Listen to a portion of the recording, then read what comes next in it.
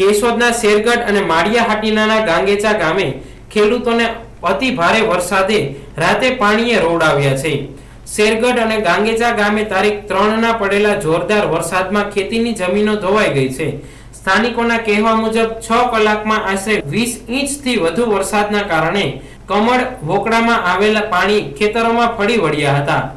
ખેડૂતોની જમીન ક્યાંક ધોવાઈ ગઈ તો ક્યાંક ઉથલાવી નાખી છે। મારું નામ જેઠવા હરસુખભાઈ રામભાઈ। અમારી જમીન કમઠ નદીને કાંઠે શેરગઢની સીમમાં આવેલી છે। અતિવૃષ્ટિને લઈને અમારે નદીને કાંઠે નાના મોટા બંધારો હતા, જેને તહેસ નહેસ કરી નાખ્યા નદીએ, અને ધોવાણનો કોઈ પાર નથી।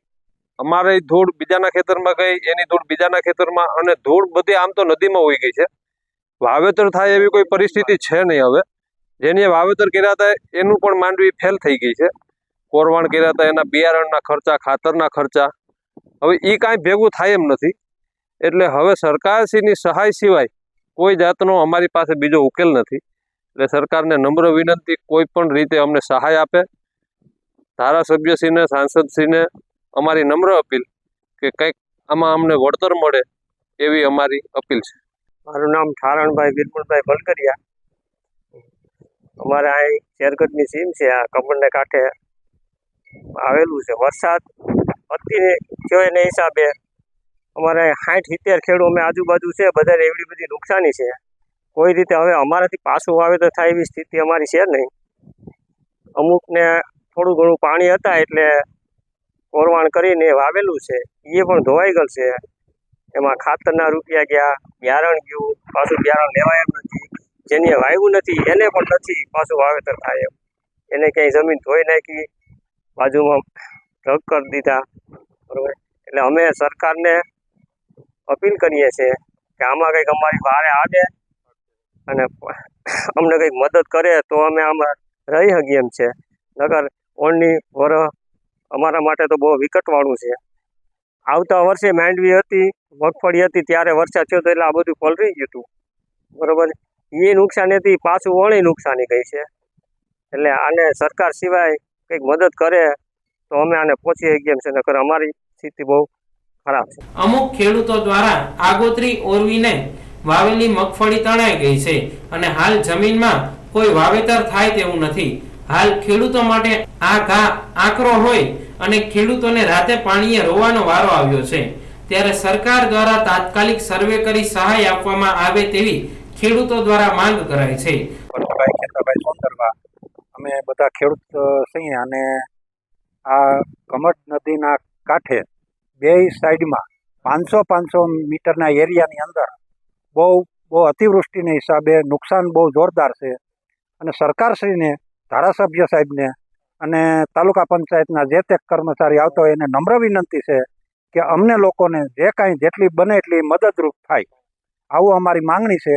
અને આ તો કુદરતી હોનાર છે, જો કુદરતી હોનાર છે એને હિસાબે અમે સરકારશ્રીને વિનંતી કરીએ છીએ કે અમને જે કાંઈ તાત્કાલિક ધોરણે જે થતું હોય તે નુકસાન, આ તમે જોઈ શકો છો આ બધું જે કાંઈ છે એ, અને એ કારે 15-15, 20-20 ઇંચ વરસાદ પડવાથી આ કોઈ કારણોસર ઓલા આવવામાં આવે છે કે અતિવૃષ્ટિ કયો તો પણ કહેવાય છે, એ હિસાબે બહુ જોરદાર નુકસાની તમામ ખેડૂતોને છે।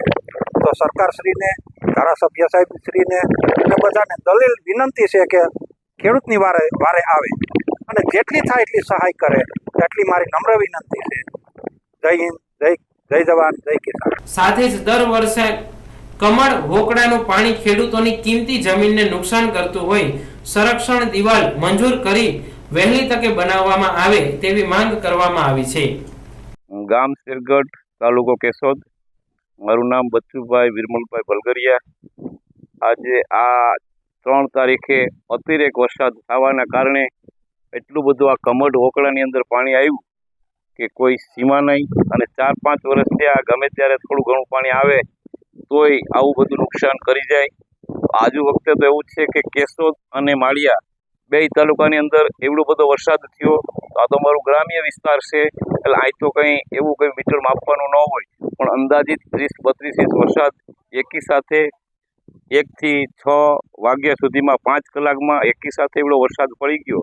અતિરેક પાણી આવતા અઢળક ખેતરો, ઘણા બધા ખેતરોની અંદર આવું બધું પાણી ફરી વળ્યું અને અત્યારે થોડા ઘણા પાણી હતા તો અમે થોડી ઘણી માંડવી વાવી હતી.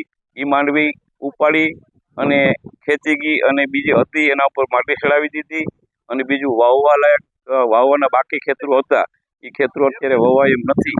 તો શું કરવાનું? અને અમે લોન લીધી હોય, વ્યાજના રૂપિયા એમાં થાય એવું છે નહીં. તો હવે સરકાર કંઈક આમાં જો સહાય કરે તો શક્ય છે, નકર ખેડૂત તો બિસાડવામાં શું કરે? વારંવાર આવા બધા પ્રશ્નો બનતા હોય. માંડ કરી એક વખત ખેતર કરીએ કે 2-4 વર્ષ થયા કે પાછું ધોવાઈ જાય, પછી પાછું ખેતર બનાવ્યું હોય વ્યવસ્થિત થઈ ગયું એવું લાગે તો 2-4 વર્ષે પાછું ખેતર ધોવાઈ જાય. આવું ઘણી વખત આવું બને.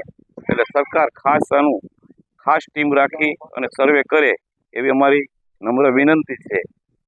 અમારી સરકાર પાસે શું માંગ છે અત્યારે? હવે જો ભેગા થયા છો તો સરકારને શું પૂરેપૂરી સરકાર આમાં સર્વે કરે અને આ સર્વે કરી અને પૂરેપૂરી જો સહાય આપે તો શક્ય છે ખેતર થઈ શકે એમ છે, નકર આ ખેતર જ થઈ શકે એમ નથી. તો વાવેતર કઈ રીતે કરવું? અને વાવેતર કરવા માટે થોડા ઘણા ઓરવેલા હતા એ તો ઉપાડીને લઈ ગયું, તો પછી ફેર પાછા વાવણી કરવું તો એના માટે ખેડૂતોને એટલી બધી ગંભીર પરિસ્થિતિ છે કે કોઈના વ્યાજે રૂપિયા લઈ અથવા ગમે તે કરી અને વાવવા પડશે. પણ પ્રશ્ન મોટો એવો છે કે આ ખેતર કેમ બનાવવું? એમાં કંઈક સરકાર જો સહાય કરે તો જ શક્ય છે. નકર આ વસ્તુ કમર વોકળો વારંવાર આમ આવ્યા કરે અને બિસાડા બંધારું ખેડૂતો બાંધે પણ પાછા તોડી નાખે એવું હતું. એટલે પુરુષરક્ષક દિવાલ, આરસીસી દિવાલ જો સરકાર મંજૂર કરે અને એવું થાય તો આ એક ખેતરની અંદરથી દિવાલ ન તૂટે, ઘણા બધા ખેતરો પાછળના બચી જતા હોય. એટલે ખરેખર નદીના ઓકળાને કાંઠે 2-4 જગ્યાએ એવી જગ્યા છે ગંભીર, ત્યાં જો પુરુષરક્ષણ દિવાલ જો આપે, આરસીસી દિવાલ આપે તો પાછળના ઘણા ખેડૂતોને લાભ થાય એવું છે. એટલે અમારી પાસે સરકાર પાસે એવી પણ માંગણી છે કે આરસીસી દિવાલ જો મંજૂર કરે, જે મેન વેન હોય ત્યાં આરસીસી દિવાલ થઈ જાય તો પાછળના ઘણા બધા ખેડૂત બચી જતા હોય. બરાબર? એટલે આવી એક આરસીસી દિવાલની મંજૂરી